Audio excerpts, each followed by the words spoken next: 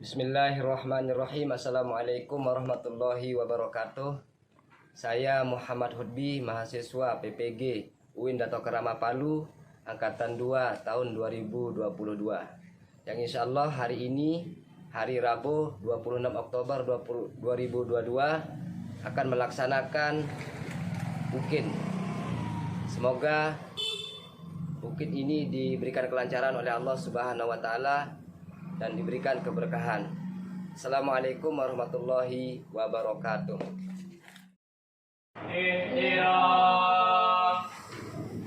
Ayo. Assalamualaikum warahmatullahi wabarakatuh. Waalaikumsalam warahmatullahi wabarakatuh.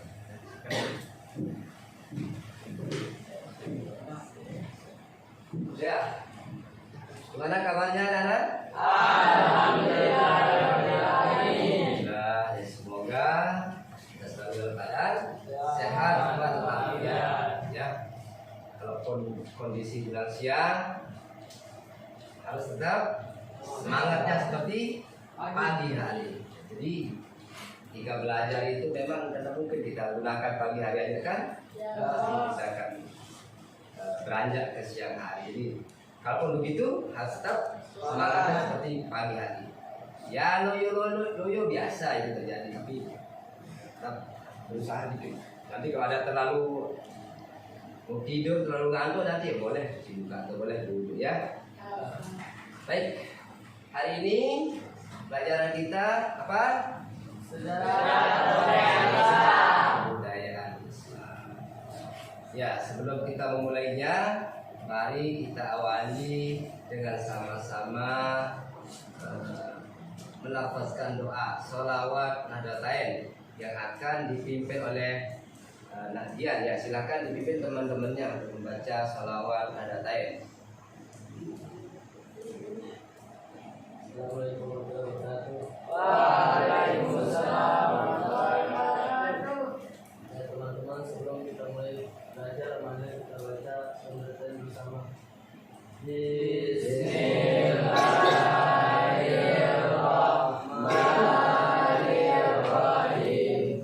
Allahumma inna nas'aluka bika an tusalliya wa tusallim ala sayyidina Muhammadin wa ala sairil anbiya'i wal mursalin wa ala alihim wa sahbihim ajma'in wa an tu'ammirana dotal watoni wa dotal banati bi furuhi ma ila yaumiddin wa an tansurana wa taftah alaina wa tarzuqana wa tahfazana wa taghfir lana wa li jami'il muslimin ya Allah ya Hayyu ya Qayyum la ilaha illa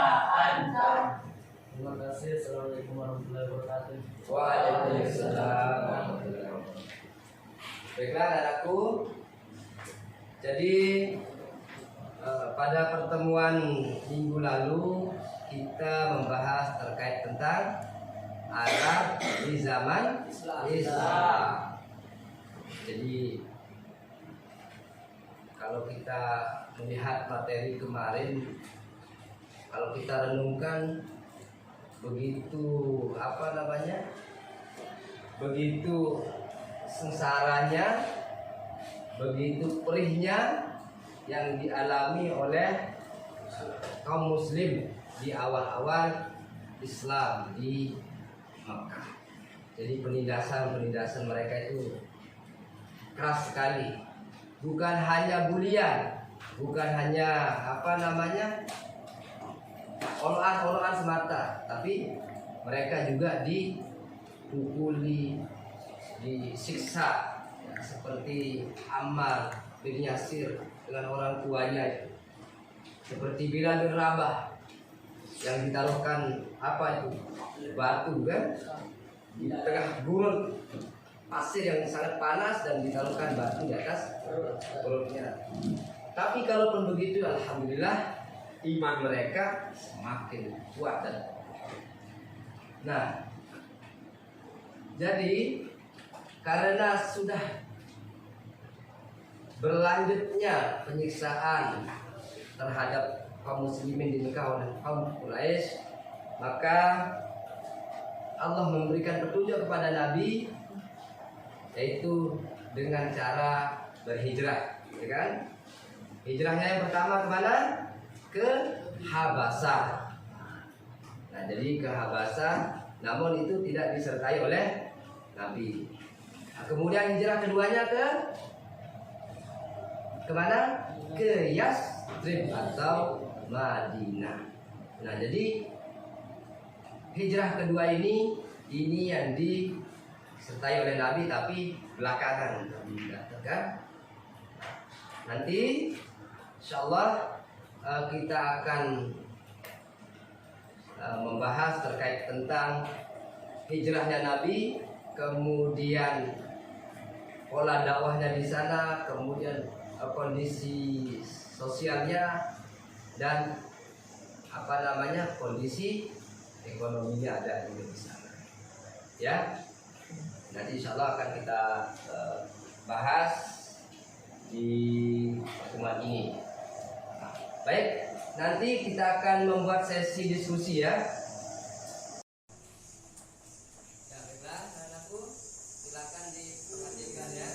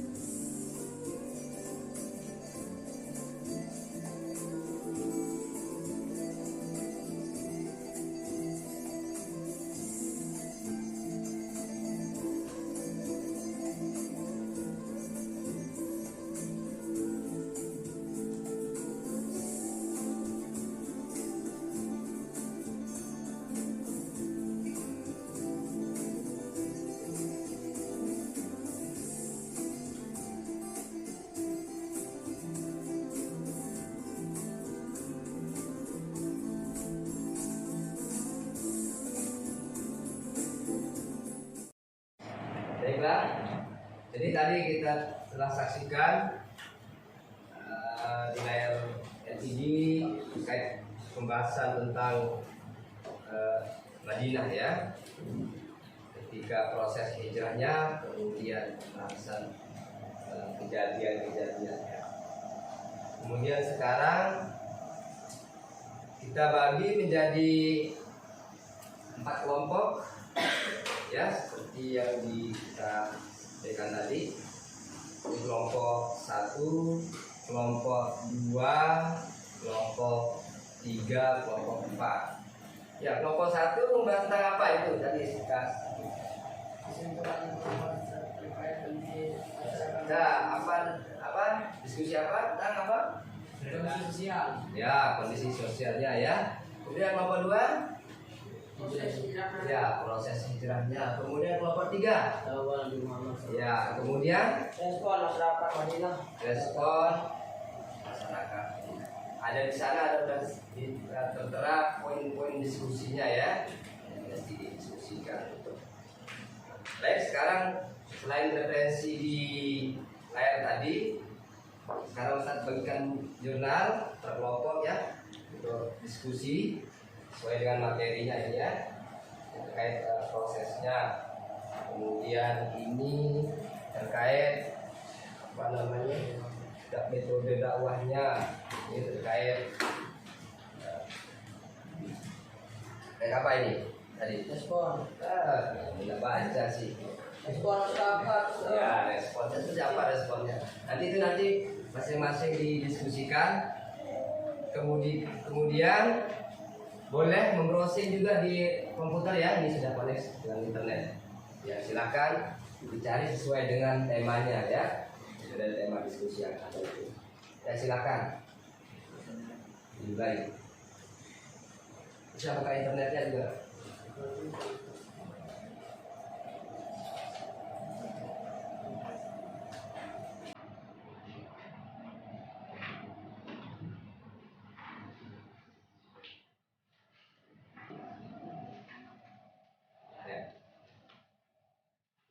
Ya, kalau ada yang merasa sulit ditanyakan ya. Bisa dilihat di jurnal, bisa dilihat di Google juga ya.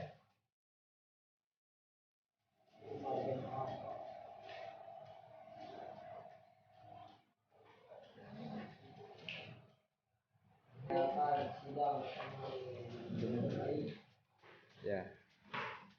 Sudah para dakwah.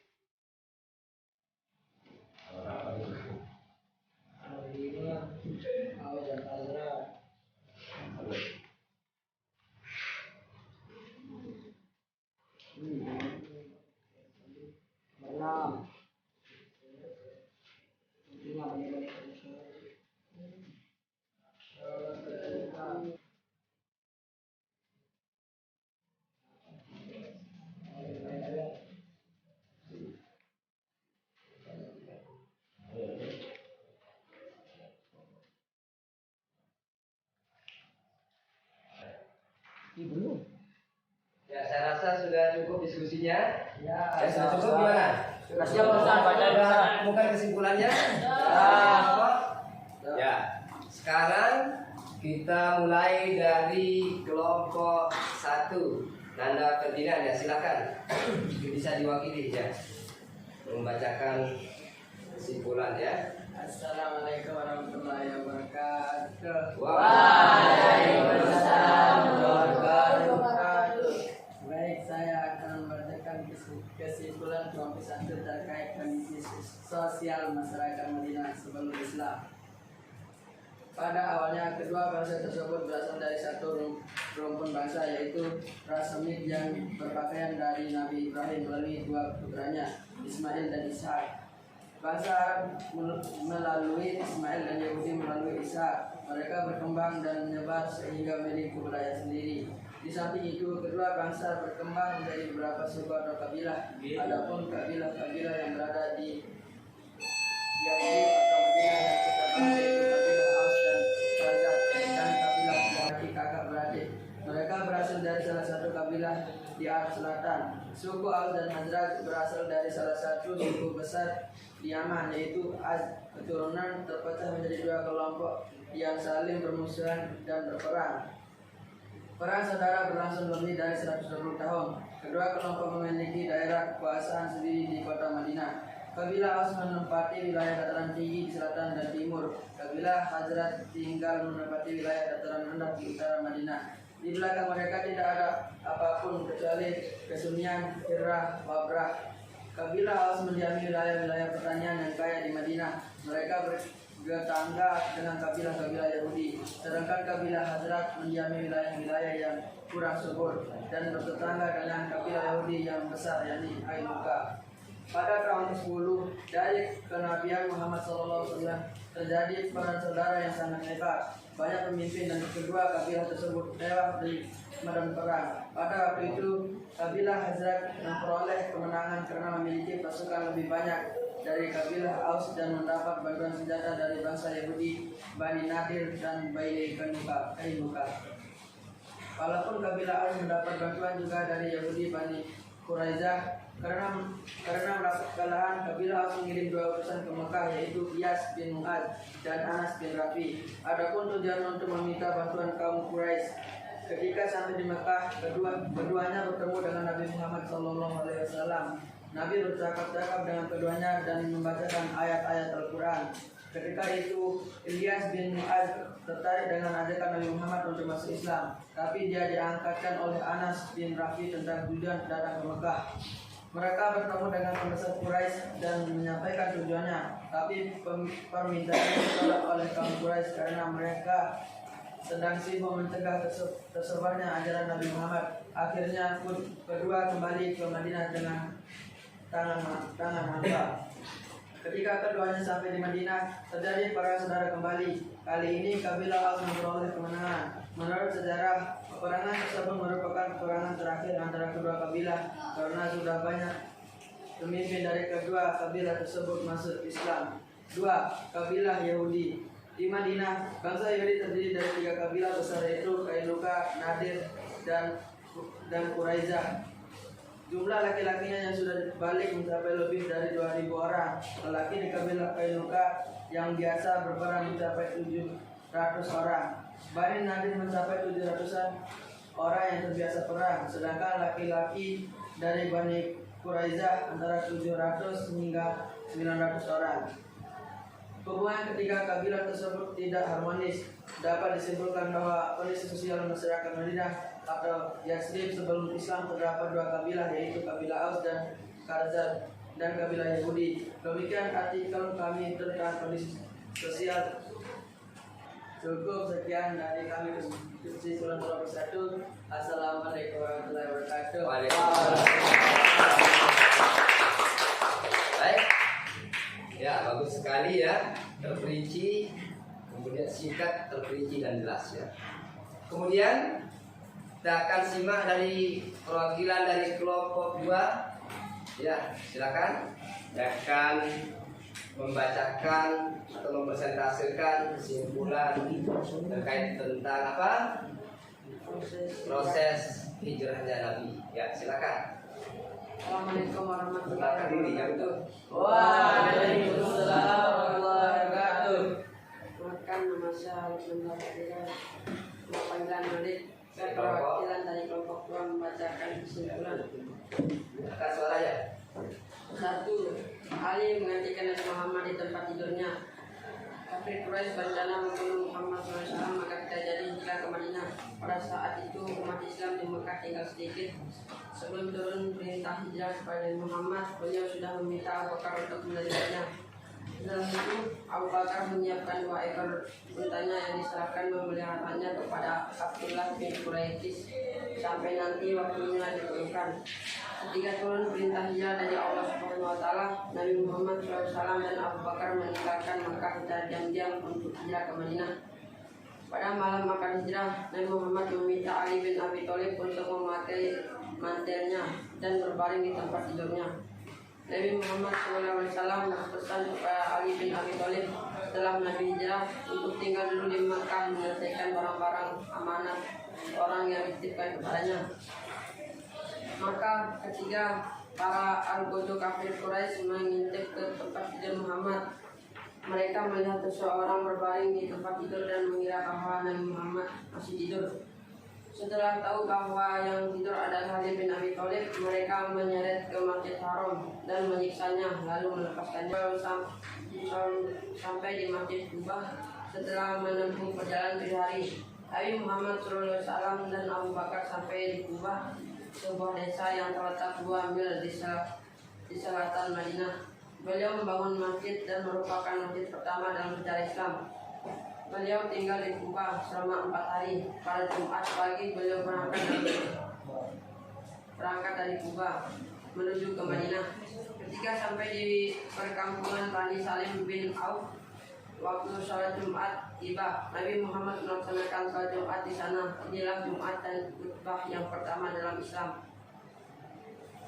Keempat, Rasulullah SAW tiba di Madinah. Setiba Nabi Muhammad SAW di Madinah, program pertama beliau adalah menentukan tempat di mana akan dibangun masjid. Beliau melepaskan untanya dan menetapkan tempat berhenti untanya sebagai masjid. Ternyata untanya berhenti di tanah milik 2 orang anak yatim. Maka Nabi Muhammad minta keduanya untuk menjual tanahnya. Namun keduanya ingin memberikan tanahnya sebagai hadiah. Tapi Nabi Muhammad tetap ingin membayar harga tanah itu sebesar 10 dinar. Dan Abu Bakar menyerahkan uang kepada mereka berdua. Nabi Muhammad tinggal di rumah Abu Ayyub Al-Ashari sampai selesai membangun Masjid Nabawi dan tempat tinggal beliau. Seluruh sahabat bersama Nabi ikut membangun Masjid Nabawi sebagaimana mereka melakukan bersama dalam membangun Masjid Kubah. Sekian yang saya sampaikan dari kelompok 2. Assalamualaikum warahmatullahi wabarakatuh. Baik, selanjutnya kelompok 3. Silakan. Dan presentasikan. Apa ya? Ya, silakan disampaikan. Assalamualaikum warahmatullahi wabarakatuh. Waalaikumsalam. Aduh. Saya perwakilan dari kelompok 3 ingin membacakan kesimpulan terkait metode dakwah Nabi Muhammad SAW di Makkah.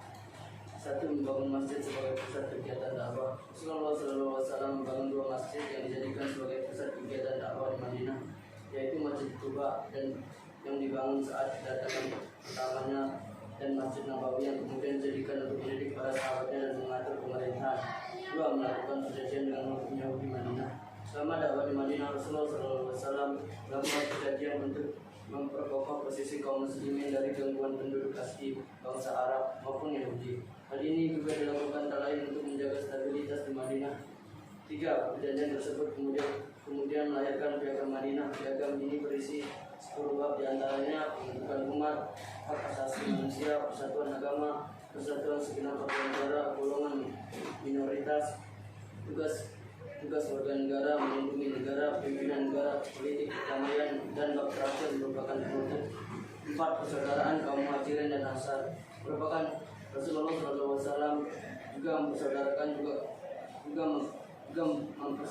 2 kaum muslimin, yakni Muhajirin dan Ansar. Rasulullah SAW menganjurkan untuk kedua kaum tersebut untuk saling memupuk persaudaraan dan melarang adanya sentimen kesukuan. Hal ini dilakukan untuk memperkuat umat Islam. 5. Membangun ekonomi rakyat dengan mendirikan pasar. Melansir sumber belajar, Rasulullah SAW mendirikan pasar yang tidak jauh dari Masjid Nabawi untuk membangun perekonomian rakyat, sekaligus sebagai sarana dakwahnya. Pasar ini dibangun untuk mendidik umat dalam mengatur produk perekonomian yang adil berdasarkan ajaran Islam. Mungkin cukup itu saja kesimpulan dari kelompok 3. Terima kasih. Assalamualaikum warahmatullahi wabarakatuh.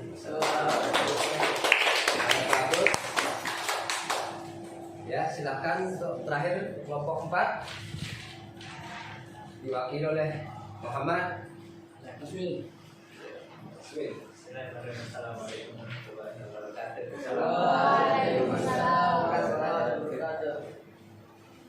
Saya membawakan kesimpulan dari kelompok 4 tentang respon masyarakat Madinah terhadap dakwah Nabi Muhammad SAW. Secara umum, masyarakat di Madinah menyambut baik kedatangan Nabi Muhammad SAW dan umat Islam di Madinah, terutama suku Aus dan Khazraj. Suku Aus dan Khazraj sejak awal telah menyatakan kesetiaannya kepada Nabi Muhammad SAW dan bersedia membantu beliau dalam menyebarkan ajaran Islam kepada masyarakat Madinah. Sejak saat itu, Nabi Muhammad SAW terus berusaha menyebarkan ajaran Islam kepada semua penduduk di kota tersebut, termasuk kepada masyarakat Yahudi, Nasrani, dan penyembah berhala. Dakwah beliau mendapat sambutan yang beragam. Ada yang menerima dan kemudian masuk Islam, dan ada pula yang menolak secara diam-diam. Misalnya, orang-orang Yahudi yang sejak awal memang sudah kurang peduli dengan kedatangan Nabi Muhammad SAW, dan umat Islam karena mereka menduga posisi mereka akan bergeser. Penolakan ini mereka lakukan secara diam-diam karena mereka tidak berani berterus terang untuk menentang Nabi dan umat Islam yang mayoritas tersebut. Walaupun awalnya orang Yahudi menerima kedatangan Nabi Muhammad SAW tersebut karena alasan keamanan dan politik, namun sekutu mereka, yaitu suku Aus dan Khazraj, telah memeluk Islam, sehingga kedua suku tersebut tidak lagi membutuhkan bantuan masyarakat Yahudi. Maka muncul benih-benih permusuhan antara umat Islam dan Yahudi di Madinah. Mereka mulai membujuk kedua suku tersebut yang telah memasuki Islam untuk kembali ke agama lama mereka dan bersatu menyerang Islam dan mencegah penyebaran Islam ke masyarakat lain. Masyarakat Yahudi terus merongrong kekuatan umat Islam sehingga mereka bekerja sama dengan anti Quraisy dalam rangka menghancurkan Islam. Kerjasama kedua pihak tersebut menimbulkan berbagai peperangan yang berakibat pengusiran masyarakat Yahudi dari Mekah. Mungkin itu saja tadi kesimpulan kelompok 4 tentang respon masyarakat Madinah terhadap dakwah Nabi Muhammad SAW. Sekian dari saya. Dan setelah kita menyimak tadi dari persentase yang disampaikan oleh kelompok 1, kelompok 2, kelompok 3, kelompok 4, yang jelas, terperinci, kemudian namun singkat, ya, singkat tapi jelas, itu lebih baik. Memang di awal hijrah itu, hijrah pertama itu berkata tekanan kan, kemudian setelah hijrah, setelah kaum muslimin kembali ke Mekah, diperintahkan lagi oleh Allah untuk hijrah ke Madinah. Jadi seperti tadi itu, proses hijrahnya Nabi itu banyak liku-likunya. Ya, mulai dari Ali yang menggantikan posisi tidurnya, ya kan? Ali yang menggantikan posisi tempat tidurnya Nabi jika Nabi dikau mau berhijrah dan kemudian mau dibunuh, kan? Nah, ternyata Nabi sudah berangkat duluan. Sama siapa? Siapa temannya hijrah Nabi tadi itu? Nabi Bakar As-Siddiq. Ya. Kemudian prosesnya itu panjang, banyak rintangannya, dikejar juga sama Warakah itu kan, dan dikejar, kemudian beliau sembunyi berdua di mana? Di Gua Tur. Di sana nanti apa namanya nanti kita lanjutkan terkait khusus untuk proses hijrah itu. Kemudian ketika sampai di Yathrib, mereka diterima dengan sangat baik oleh orang Yathrib atau Madinah. Jadi kaum muslimin di sana sudah banyak kaum muslimin dari Ansor ya, Ansor yang penduduk asli sana. Apa artinya Ansor? Ya, siapa yang ingat? Ansor. Siapa yang namanya Ansor itu penolong? Jadi kaum Ansor. Kemudian kaum Muhajirin diterima dengan baik oleh dan mereka mudah didakwahi oleh karena mereka bertuhan begitu kan. Tidak ada orang komunis di sana pada saat itu. Mereka semua memiliki Tuhan yang mudah. Kecuali yang sulit didakwah itu adalah orang-orang Yahudi sendiri. Nah, jadi susah sekali didakwahi oleh Yahudi.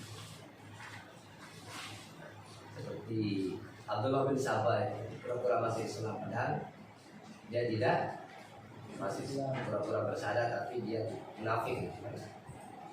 Tetap dia ingin merusak Islam. Itu yang terjadi ketika mereka didakwahi. Ada yang berterima seperti kaum Ansor ya, ada yang kemudian apa namanya kondisi sosialnya itu sebelum Islam di sana itu Aus dan Khazraj itu selalu berperang. Mereka selalu berperang, selalu diadu domba. Khazraj ini mereka difasilitasi, bahkan apa namanya di pihak Aus itu dikasih senjata, di pihak Khazraj itu dikasih senjata, dijual ke sana senjatanya kiri kanan. Nanti untungnya dapat kaum Yahudi yang punya Aus dan Khazraj. Mereka diadu domba, kemudian keuntungannya itu yang dijual alat perang itu. Tetap mereka tidak mau dilihat baik, tidak mau dilihat besar. Ketika ada munculnya Islam di sana, datang Islam, maka disatukanlah Aus dan Khazraj. Kemudian mereka apa namanya sangat terkenal dengan Madinatul Munawwarah. Kayaknya Madinah, Madani, Yathrib namanya itu kan. Tapi Madani dinamakan Madinah, aman dan damai. Kayak Madani itu sebabnya dinamakan Madani karena membentuk perkampungan yang Madani, yang aman dan damai, tentram. Dari segi ekonominya, dari segi apa namanya sosialnya bagus.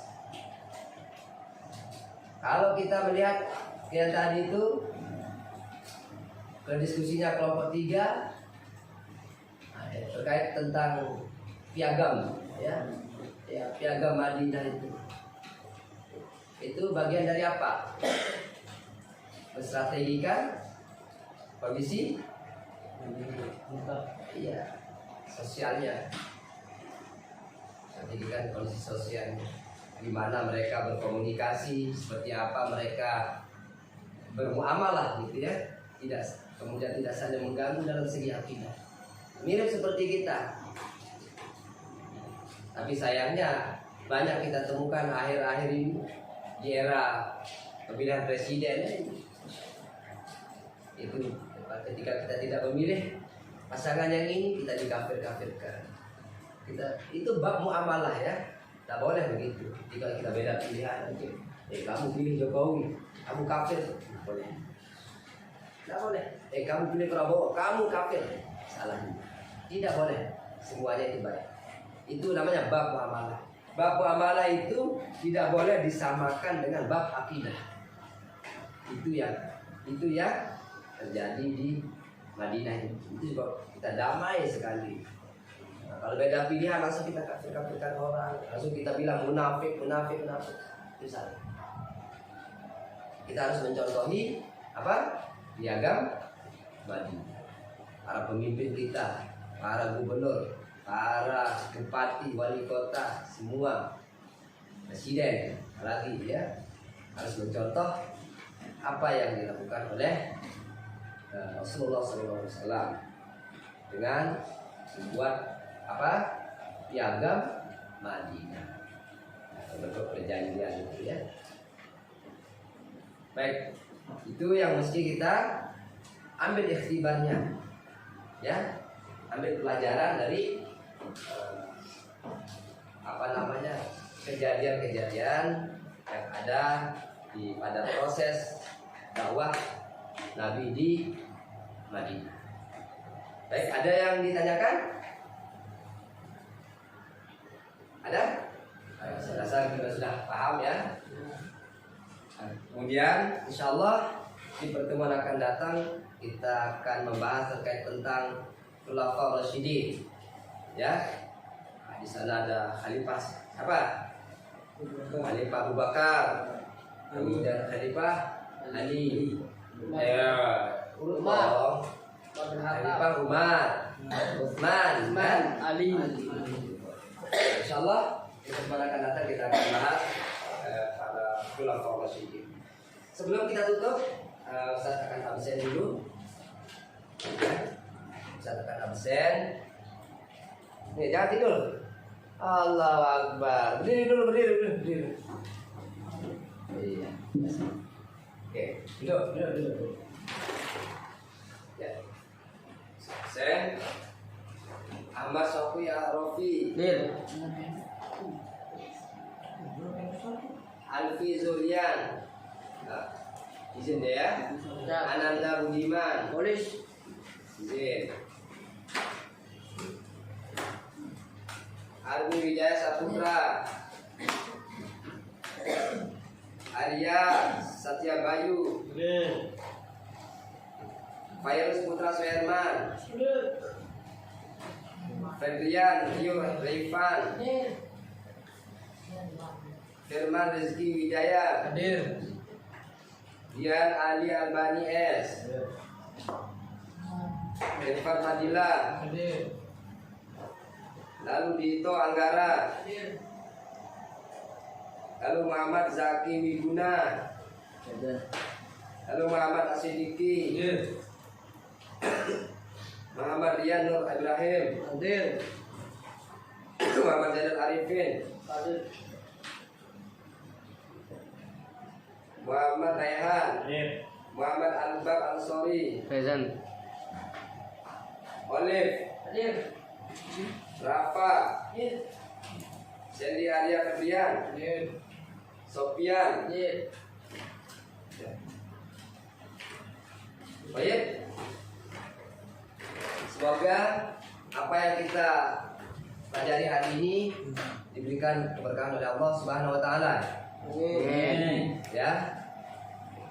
Sebelum kita tutup, mari kita berdoa dulu. Ya. Berdoa dan semua Al-Fatihah ya untuk menjadi barokah. Ya, baik kita berdoa mulai. Bismillahirrahmanirrahim.